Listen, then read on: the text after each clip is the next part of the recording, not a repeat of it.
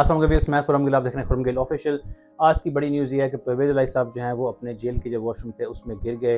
उनको काफ़ी चोटें आई हैं। जब वो कोर्ट में पेश हुए तो उनकी जो हालत देख के जो है वो जज साहब ने जो है उनको पिम्स में जो है एडमिट कराया। उनकी प्रॉपर जो मेडिकल चेकअप हुआ और एक्सरे में जो है उनकी जो 4 रिब्स होती हैं, पसलियाँ, वो टूटी हैं। उनके सर पे चोट आई, उनके लेफ्ट आई जो है उस पे काफ़ी सोजिश है, चोट आई है और डॉक्टर ने उनको जो है कंप्लीट 20 डेज़ का रेस्ट एडवाइस किया है। ये परवेज़ इलाही वही हैं जो आपके जो हैं 2 से 3 मरतबा जो हैं वो सीएम रह चुके हैं, ये आपके स्पीकर रह चुके हैं।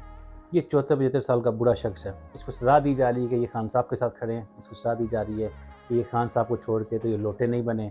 नून लीग को चाहिए और एस्टेब्लिशमेंट को चाहिए कि आप उतना जुल्म करें जितना आप खुद बर्दाश्त कर सकते हैं। हुकूमतें आती जाती रहती हैं, कल पीटे की हुकूमत भी आ सकती है। बढ़ते हैं अगली खबर की तरफ। बड़ी मज़ाक़खेज़ खबर है। अली अमीर गंडापुर जो हमारे केपी के जो सीएम हैं, उनकी लेटेस्ट स्टेटमेंट आपने देखी होगी। उनका ये कहना है जी कि अगर आपसे कोई रिश्वत मांगे तो ईंट उठाकर उसका सर फोड़ दो।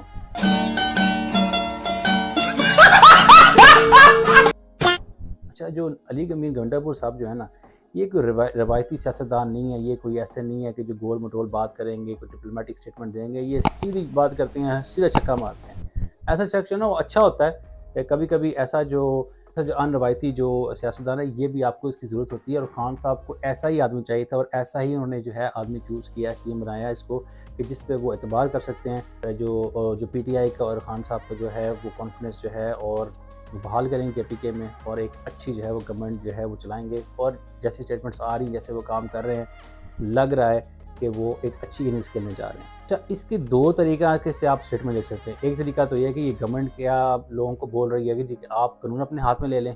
कल तो कोई मुँह उठा के जाओ, किसी का सर फोड़ देगा, किसी ब्यूरोक्रेट का, किसी पुलिस वाले का बोलेगा मुझे तो अली मीन गंडापुर साहब ने बोला है, सीएम साहब ने बोला जी कि मुझसे रिश्वत मांगे तो इसका सर फोड़ दो, तो रिश्वत मांगी है मेरे से। और उन्होंने ये बात भी की है स्टेटमेंट में कि अगर आप उसका सर फोड़ दो, घबराना नहीं है। उनको बोल दो कि मुझे जो है सीएम साहब ने बोला कि मुझसे रिश्वत मांगे तो सर फोड़ दो।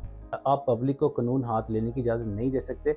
दूसरा पहलू इसको देखने का ये है कि गंडापुर साहब ने जो ब्यूरोक्रेसी या जो पुलिस है उसको डायरेक्ट मैसेज दिया है कि अगर आप काम नहीं करेंगे, अगर आप रिश्वत लेंगे तो ये अवाम जो है ना ये आपको बुरकस बना देगी और मैं आपकी सपोर्ट नहीं करूँगा। तो मुझे कमेंट्स में बताएंगे आप जो है आप किस तरह से सोचते हैं इस स्टेटमेंट को लेके। आप क्या समझते हैं कि इसका पॉजिटिव इम्पैक्ट पड़ेगा या नेगेटिव इम्पैक्ट पड़ेगा और इसकी जो इम्प्लीकेशन है।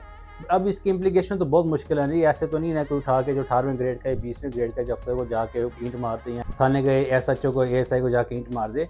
लेकिन ये कि मैसेज होता है कि कॉन्फिडेंस बहाल किया जाता है आवाम में गवर्नमेंट की तरफ से। तो आपने मुझे कमेंट से ज़रूर बताना कि आपको क्या लगता है कि इसका नेगेटिव इम्पैक्ट पड़ेगा या पॉजिटिव इम्पैक्ट पड़ेगा। बढ़ते हैं अगली खबर की तरफ। अच्छा, अगली खबर भी बड़ी जी एक ये मज़ाक़खेज़ है और मुझे समझ में नहीं आता कि ये जो नून लीग है ये कौन सी फैक्ट्री में बैठ के ये ऐसी खबरें निकालते हैं और ये ऐसे जो है ये ट्वीट्स करते हैं और ऐसे मैसेजेस करते हैं। अच्छा, अब नई खबर ये है कि जो जेल हमारे काम है उनकी तरफ से एक स्टेटमेंट जारी हुई है कि खान साहब ने पिछले जो 6 महीने हैं 35 लाख का जो है खाना उसमें उन्होंने खा लिया, 35 लाख का। यार आप लोग इल्ज़ाम लगाने से पहले और ये तो सोच लो का इल्ज़ाम लगा किस पे रहे हो। इल्ज़ाम भी लगाना तो आप कोई और लगा लेते उनके ऊपर। ओ भाई, एक शख्स 35 लाख का खाना कैसे खा सकता है 6 महीने में? 35 लाख मतलब ये है कि वो 20,000 का खाना डेली खाते हैं तो तब जाके वो 6 महीने में 35 लाख खाना बनता है। और खान साहब को क्या इन्होंने वो मुस्लिम लीग नून की तरह और नवाज शरीफ साहब की तरह और शहबाज शरीफ साहब की तरह उनको खान साहब में दिए हुए हैं, उनको अपने कुक दिए हुए हैं। ये बात भूल गए हैं कि जब ये जेल में थी मरीम नवाज और ये शहबाज शरीफ साहब और नवाज शरीफ साहब इनके अपने पर्सनल खान साहब में थे, इनके शेफ़ थे, इनके कुक थे वहाँ पे जो काम करते थे इनके लिए। और नवाज शरीफ साहब सुबह सुबह नाश्ते के टेबल पर बैठ के वो मेन्यू लिखा करते थे कि मैं नाश्ते में क्या खाऊंगा, मैं आज लंच में क्या खाऊंगा, आज मैं डिनर में क्या खाऊंगा। वो 7 कोर्स मील बनती थी। भाई आप कुछ तो सोच लो ये स्टेटमेंट देने से पहले। 20,000 का खाना खान साहब को जैसा बंदा कैसे खा सकता है? वो वही खाना खाते हैं जो जेल इंतजामिया सब जो कैदी को देते हैं, वही उनको खाना मिलता है। और वो जो आम जो दाल रोटी है वही मिलती है। नाश्ते में वही जो 3-4 उनको ब्रेड के स्लाइस मिलते हैं और ऑमलेट मिलता है। दोपहर में वही जो है दाल चावल है या दाल रोटी मिलती है और रात में भी ऐसे ही दाल चावल या दाल रोटी है या एक आधा है वो फल फ्रूट उनको देते हैं। ये उनका मेन्यू है। ये ज़्यादा से ज़्यादा ना 1000 से 1100 रुपये का खाना बनता है डेली का। तो अगर आप इसकी कैलकुलेशन करें 6 महीने की तो ये 2 से ढाई लाख की ये खर्चा है खाने का उनका। और 35 लाख कैसे बन गया? अभी रिसेंटली जो हमारे एक साफ़ी हैं समी इब्राहिम साहब जो हैं वो खान साहब से मिले थे और उन्होंने खान साहब से पूछा जी कि आपके रोज़े कैसे जा रहे हैं। तो खान साहब को ये कहना था कि यार मैं तो मलंग आदमी, जो खाने को मिलता खा लेते हैं। तो ये तो उनकी सादगी है।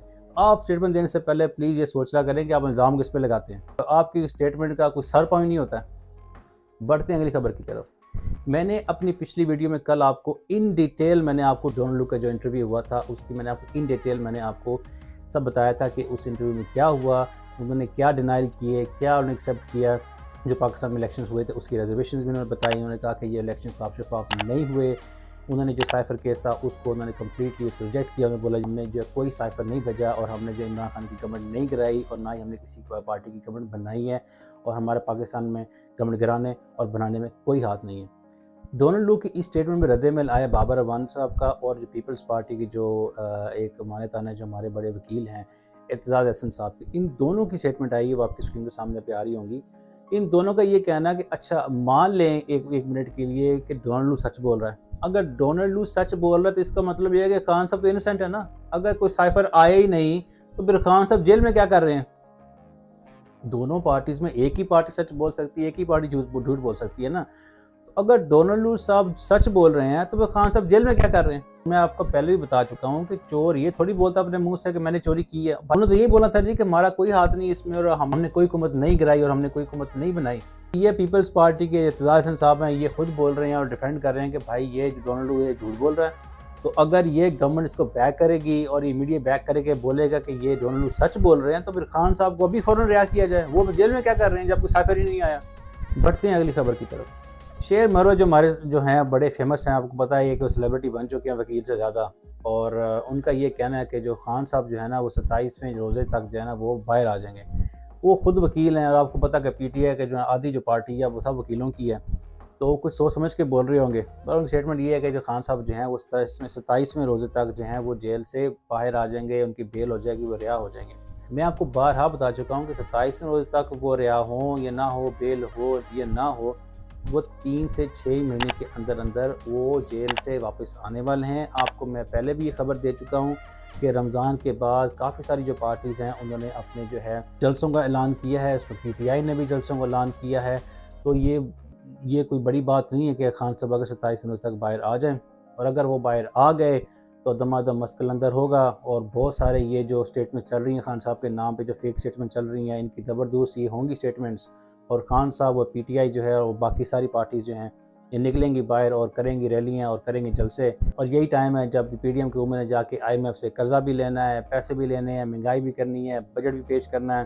तो ये काफ़ी सारे चैलेंजेस जो हैं ये शहबाज शरीफ साहब के लिए आ रहे हैं। आपको पता है कि शहबाज शरीफ साहब ने पहली हुकूमत कैसे चलाई थी, बट्टा बिठा दिया था उन्होंने इकॉनमी का। और माशाल्लाह से अब वो फिर से जो हैं वो पावर में हैं और पीडीएम की हुकूमत फिर से बनी हुई है। तो अगर आप उनसे एक्सपेक्ट ये कर रहे हैं कि ये जो हुकूमत है वो बड़ी अच्छी चलेगी और जो है रेल पेल हो जाएगी पाकिस्तान में पैसों की और डॉलर्स की और जो हमारी जो नहरें हैं उसमें दूध बहेगा, तो ये आपकी जो ये खुशफहमी है। महंगाई आएगी, कमर तोड़ महंगाई आएगी। मिलते हैं नेक्स्ट वीडियो में। अंटिल देन अल्लाह हाफ़िज़।